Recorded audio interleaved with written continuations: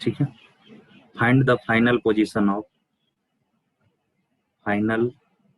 कल से आप लोग की क्लास गूगल मीट पे कर लेंगे हम लोग। आया बात समझ में? गूगल मीट यूज करते हैं ना आप लोग? नो सर, यूज तो नहीं करते हैं, पर अब कर लेंगे। कल से गूगल मीट पे कर लेंगे, ठीक है।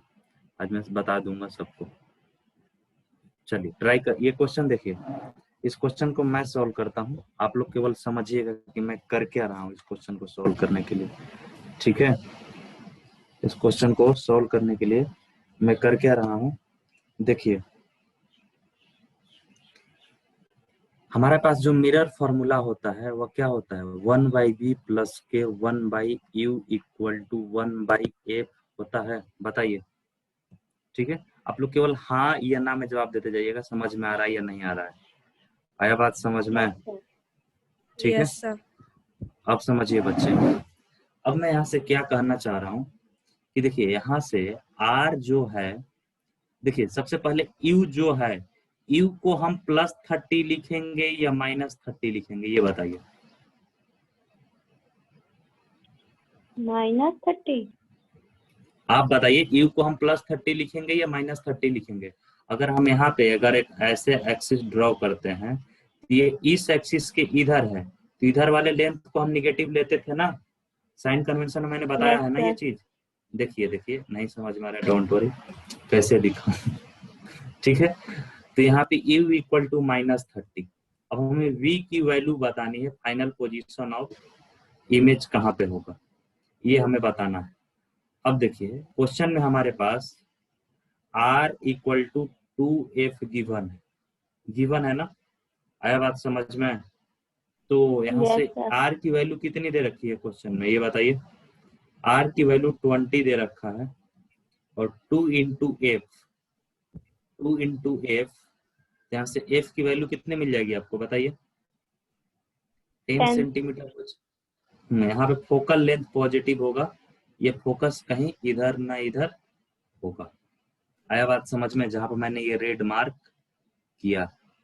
अब समझिए यहाँ पे, अब इस इक्वेशन में पुट करिए आप कि 1/v प्लस के 1/ यहाँ पे क्या पुट करोगे बताओ, 1/ क्या पुट करोगे, -30 इक्वल टू 1/ यहाँ पे क्या पुट करोगे, 10 पुट करोगे।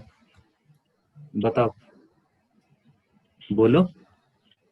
Yes sir.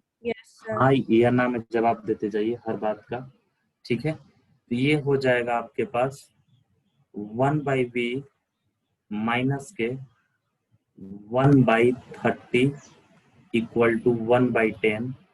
यहाँ से 1/v इक्वल टू 1/30 प्लस के 1/10 हो जाएगा। Simple mathematics calculation. तो जब आप यहाँ से निकालेंगे तो ये हो जाएगा 1/v इक्वल टू 30, इसका आपको एलसीएम बन जाएगा। तो यहाँ से ये 1 प्लस के 3 हो जाएगा, तो यहाँ से 4v इक्वल टू 30 हो जाएगा। यहाँ से v इक्वल टू क्या हो जाएगा, 30 डिवाइडेड बाई कितना, 4 हो जाएगा। 4 मतलब कि 7.5 सेंटीमीटर। बताइए, यहाँ तक समझ में आया? चलिए इसको लिखिए, फिर मैं आगे आपसे बात करता हूँ। इसको लिखिए, फिर मैं आपसे आगे बात करता हूँ, ठीक है।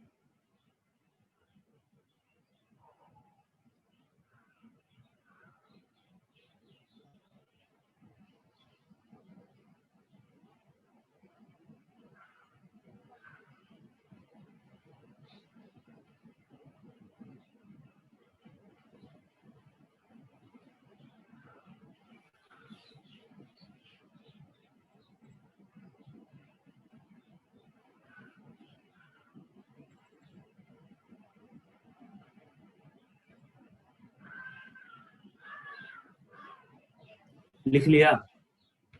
थोड़ा फास्ट करो। यस ठीक है। चलिए समझिए, अब आपको यहाँ से m की वैल्यू बतानी है।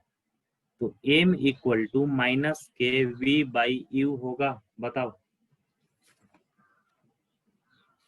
अरे बोलो, हमने यही पढ़ा था ना, m इक्वल टू माइनस के v बाई यू पढ़ा था ना, अभी कुछ देर पहले ही पढ़ा था। आप लोग को यस याद नहीं आ सर। रहा? यस इसका सर। पन्ने पलटिए।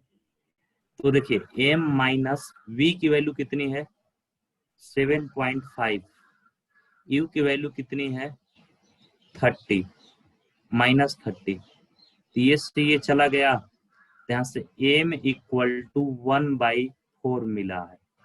तो इस केस में m की वैल्यू पॉजिटिव मिलने पे क्या होता था, मैंने क्या बताया था, if m is positive object is real then image is virtual. Virtual. तो क्या ये कॉन्वेक्स मिरर है, और कॉन्वेक्स मिरर के केस में जो इमेज बनता है वो हमेशा वर्चुअल बनता है। मैंने ऐसा कुछ स्टेटमेंट बताया था आपको। Yes sir. चलिए, अब हम यहाँ से m की वैल्यू भी निकाल लिया।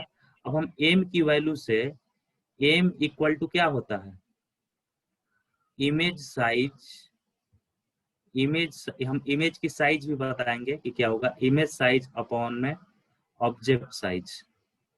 ठीक है, क्या ऑब्जेक्ट साइज। ठीक है, अब देखिए इमेज साइज अपॉन में क्या होता है, ऑब्जेक्ट साइज। ठीक है, अब देखिए समझिए यहां से कि जो आपके पास यहां से क्या है, इमेज की साइज है वो कितनी है, उसको आप h डैश मान लीजिए। ऑब्जेक्ट के साइज आपके पास 2 है, और ये कितना है 1/4 है, तो ये कितना हो जाएगा h dash equal to 2 into 1/4 हो जाएगा, बताओ। अरे समझ में आया Yes, बच्चे sir. या नहीं, आ गया ना। अब देखिए यहाँ से h dash equal to 1/2 centimetre मिला, मतलब कि 0.5 सेंटीमीटर मिला। तो क्या हमारे कॉन्वेक्स मिरर के केस में ऑब्जेक्ट जब पोल और इन्फिनिटी के बीच में होता था, ऑब्जेक्ट जब पोल और इन्फिनिटी के बीच में होता था, ठीक है, ऑब्जेक्ट जब आपका पोल और इन्फिनिटी के बीच में होता था, तो उस केस में जो इमेज बनता था वह डिमनिश नेचर का बनता था, बताइए। अगर हम इसको रे Yes, डायग्राम sir. से भी समझने का प्रयास करते हैं, देखिए मैं इसका रे डायग्राम भी आपको बना के दिखा दे रहा हूँ। ठीक है, मैं इसका रे डायग्राम भी आपको बना के दिखा दे रहा हूँ।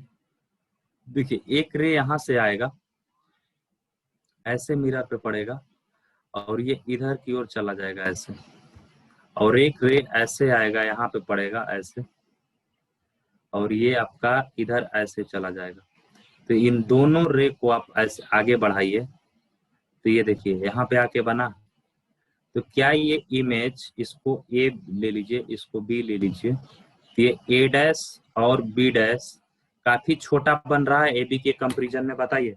और ये चीज हमने मैथमेटिकल भी प्रूव किया, और इसको हमने रे डायग्राम से भी देखा। क्या ये चीजें समझ में आप लोगों को आई या नहीं आई, हाँ या ना बताओ। Yes, sir. Yes, sir. अभी भी कोई डाउट है इस क्वेश्चन में, कोई क्वेरी है तो प्लीज टेल मी, आप बता सकते हैं इसमें। क्योंकि ये एक प्रॉब्लम करने से, ये अगर इस क्वेश्चन को टेक्निक को पकड़ लिए कि ऐसे क्वेश्चन को हम ऐसे सॉल्व करते हैं, इमेज की हाइट ऐसे कैलकुलेट करते हैं, हम मैग्निफिकेशन से इमेज के नेचर को कैसे डिसाइड करते हैं, इस सारी पॉइंट अगर आप, ये सारे पॉइंटों का कंक्लूजन अगर आपके माइंड में सेट है, तो इस टाइप का प्रॉब्लम करना बहुत इजी होता है। और नहीं तो लोगों को इस टाइप की प्रॉब्लम करने आता ही नहीं, वो तो साइन कन्वेंशन में ही गलती कर जाते हैं। आया बात समझ में? Yes, sir. Yes, sir. चलिए अब सुनिए, कल हम मॉर्निंग में ही आपकी क्लास लूंगा, और कल जब आपकी क्लास होगी इस पे हम कल पूरे लेक्चर प्रैक्टिस करेंगे। आया बात समझ में? मिरर फॉर्मूला पे कल पूरे लेक्चर प्रैक्टिस चलेगा, कम से कम 7 से 8 क्वेश्चन की प्रैक्टिस होगी। उसमें हम एरियल मैग्निफिकेशन देखेंगे, वॉल्यूम की मैग्निफिकेशन को देखेंगे, और ढेर सारी बात करेंगे। और शायद कल टाइम मिला तो हम इसी का प्रूफ भी देख लेंगे। आया बात समझ में? चलिए, किसी को कुछ पूछना है तो वो बताए बच्चा। बोलो। ये जुनैद खान अब आ रहे हैं, बताइए। ये जाने के टाइम पे आ रहे हैं। हेलो, किसी को कुछ पूछना है? Riya and Gauri. No sir. चलिए कल मिलते हैं, bye, good night. No sir. कल मिलते हैं, सुबह thank you morning. Sir, bye. Bye thank you bye. Sir.